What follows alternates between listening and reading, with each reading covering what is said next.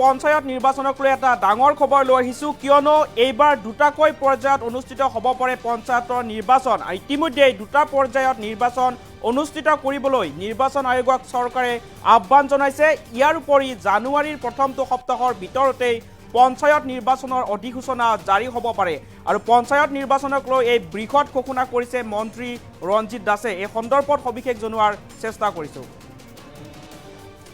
খচৰা তালিকা প্ৰকাশৰ পিছতেই পঞ্চায়ত নিৰ্বাচনক লৈ বৃহৎ ঘোষণা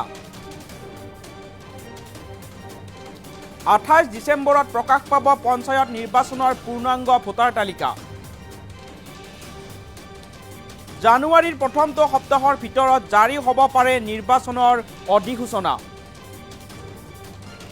দুটা পৰ্যায়ত নিৰ্বাচন অনুষ্ঠিত কৰিবলৈ নিৰ্বাচনী আয়োগক আহ্বান চৰকাৰৰ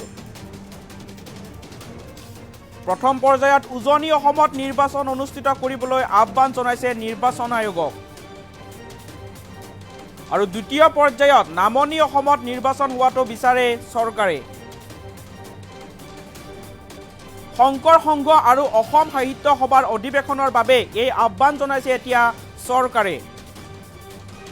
আৰু মন্তব্য কৰিছে পঞ্চায়ত গ্ৰামোন্নয়ন দপ্তৰ মন্ত্ৰী ৰঞ্জিত দাসে মুখ্যমন্ত্ৰী হিমন্ত বিশ্ব শৰ্মায়ো পঞ্চায়ত নিৰ্বাচনক লৈ কৰিছিল মন্তব্য পঞ্চায়তৰ সভাপতি আৰু সদস্য পদত নাথাকিব এইবাৰ কোনো ধৰণৰ দলীয় প্ৰতীক অৰ্থাৎ দলীয় প্ৰতীক অবিহনে এইবাৰ নিৰ্বাচনত অৱতীৰ্ণ হ'ব লাগিব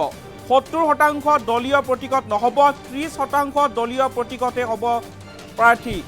জিলা পৰিষদ আৰু আঞ্চলিক পঞ্চায়তত থাকিব দলীয় প্ৰতীক আৰু খচৰা তালিকা প্ৰকাশৰ পিছতেই পঞ্চায়ত নিৰ্বাচনক লৈ বৃহৎ ঘোষণা কৰিছে এইবাৰ মন্ত্ৰী ৰঞ্জিত দাসে আৰু 28 ডিচেম্বৰত ঘোষণা কৰা হ'ব পঞ্চায়ত নিৰ্বাচনৰ পূৰ্ণাংগ ভোটাৰ তালিকা আৰু জানুৱাৰীৰ প্ৰথমটো সপ্তাহৰ ভিতৰতে জাৰি হ'ব পাৰে নিৰ্বাচনৰ অধিসূচনা আৰু খচৰা তালিকা প্ৰকাশৰ পিছতে এতিয়া পঞ্চায়ত নিৰ্বাচনক লৈ বৃহৎ মন্তব্য কৰিছে এতিয়া মন্ত্ৰী ৰঞ্জিত দাসে আৰু দুটা পৰ্যায়ত এইবাৰ পঞ্চায়ত নিৰ্বাচন অনুষ্ঠিত কৰিবলৈ নিৰ্বাচনী আয়োগক আহ্বান জনাইছে চৰকাৰে আৰু প্ৰথমটো পৰ্যায়ত উজনি অসমত নিৰ্বাচন অনুষ্ঠিত কৰিবলৈ আহ্বান জনাইছে আৰু দ্বিতীয় পৰ্যায়ত নামনি অসমত নিৰ্বাচন হোৱাটো বিচাৰে চৰকাৰে আৰু পঞ্চায়ত নিৰ্বাচনক লৈ এতিয়া এই বৃহৎ ঘোষণা কৰিছে মন্ত্ৰী ৰঞ্জিত দাসে শংকৰ সংঘ আৰু অসম সাহিত্য সভাৰ অধিৱেশনৰ বাবে এই আহ্বান জনাইছে এতিয়া নিৰ্বাচন আয়োগলৈ চৰকাৰে আৰু খচৰা তালিকা প্ৰকাশৰ পিছতে এতিয়া মন্ত্ৰী ৰঞ্জিত দাসে পঞ্চায়ত নিৰ্বাচনক লৈ এই বৃহৎ ঘোষণা কৰিছে আৰু মুখ্যমন্ত্ৰী হিমন্ত বিশ্ব শৰ্মায়ো পঞ্চায়ত নিৰ্বাচনক লৈ মন্তব্য কৰিছিল আৰু এইবাৰ পঞ্চায়ত নিৰ্বাচনত সভাপতি আৰু সদস্য পদত নাথাকিব দলীয় প্ৰতীক অৰ্থাৎ নিৰ্দলীয়ভাৱে অৱতীৰ্ণ হ'ব লাগিব পঞ্চায়ত নিৰ্বাচনত প্ৰতিদ্বন্দ্বিতা কৰা প্ৰাৰ্থীসকলে 70% দলীয় প্ৰতীকত প্ৰতিদ্বন্দ্বিতা কৰিব নোৱাৰিব আৰু বিপৰীতে 30% প্ৰাৰ্থীহে দলীয় প্ৰতীকত প্ৰতিদ্বন্দ্বিতা কৰিব পাৰিব জিলা পৰিষদ আৰু আঞ্চলিক পঞ্চায়তত থাকিব দলীয় প্ৰতীক আৰু ফেব্ৰুৱাৰীৰ ভিতৰত সমাপ্ত হ'ব এইবাৰৰ পঞ্চায়ত নিৰ্বাচন আৰু দেখিবলৈ পোৱা গৈছে যে পঞ্চায়ত নিৰ্বাচনৰ খচৰা তালিকা প্ৰকাশৰ পিছতে এতিয়া মন্ত্ৰী ৰঞ্জিত দাসে পঞ্চায়ত নিৰ্বাচনক লৈ কেইবাটাও বৃহৎ ঘোষণা কৰিছে আৰু 28 ডিচেম্বৰত ভিতৰতে ঘোষণা কৰা হ'ব পঞ্চায়ত নিৰ্বাচনৰ পূৰ্ণাংগ ভোটাৰ তালিকা আৰু জানুৱাৰীৰ প্ৰথমটো সপ্তাহৰ ভিতৰতে পঞ্চায়ত নিৰ্বাচনৰ অধিসূচনা জাৰি কৰা হ'ব আৰু এইবাৰ দুটাকৈ পৰ্যায়ত নিৰ্বাচন অনুষ্ঠিত কৰিবলৈ নিৰ্বাচনী আয়োগক আহ্বান জনাইছে চৰকাৰে চৰকাৰৰ ফালৰ পৰা এতিয়া নিৰ্বাচন আয়োগক আহ্বান জনোৱা হৈছে দুটাকৈ পৰ্যায়ত নিৰ্বাচন অনুষ্ঠিত কৰিবলৈ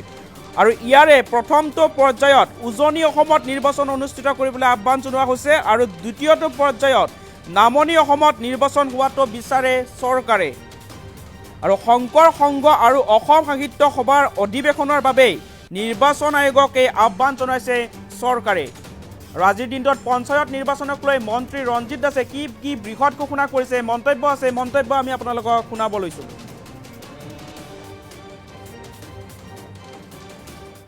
পঞ্চায়তক লৈ বৰ্তমান কেনেকুৱা ধৰণৰ চলিছে কি প্ৰস্তুতি যেহেতু আমাৰ পঞ্চায়তৰ নিৰ্বাচনৰ বাবে যি খচৰা ভোটাৰ তালিকা প্ৰকাশ হ'বলগীয়া আছিলে সেই খচৰা ভোটাৰ তালিকা প্ৰকাশ হৈ গ'ল আৰু আমাৰ 28 তাৰিখ ডিচেম্বৰ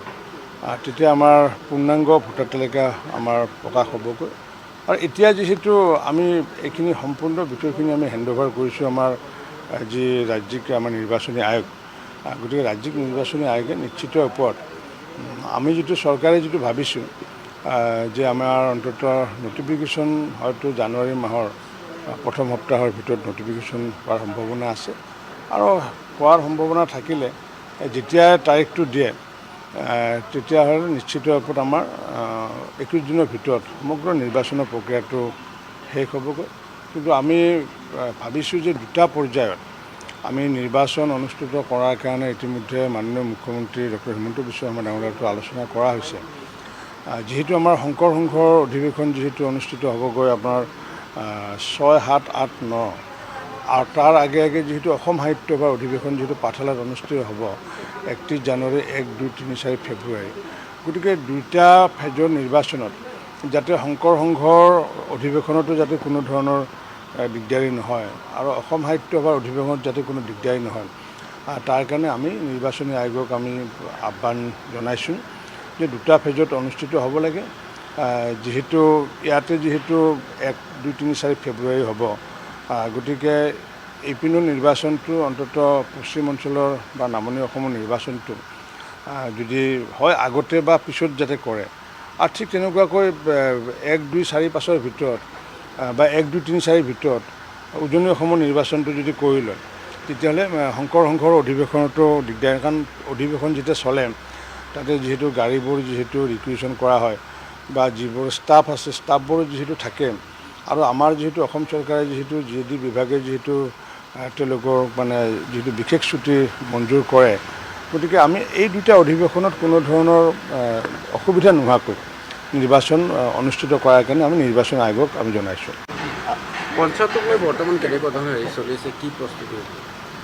যিহেতু আমাৰ পঞ্চায়তৰ নিৰ্বাচনৰ বাবে যি খচৰা ভোটাৰ তালিকা প্ৰকাশ হ'বলগীয়া আছিলে সেই খচৰা ভোটাৰ তালিকা প্ৰকাশ হৈ গ'ল। আৰু আমাৰ 28 তাৰিখ ডিচেম্বৰ তেতিয়া আমাৰ পূৰ্ণাংগ ভোটাৰ তালিকা আমাৰ প্ৰকাশ হ'বগৈ।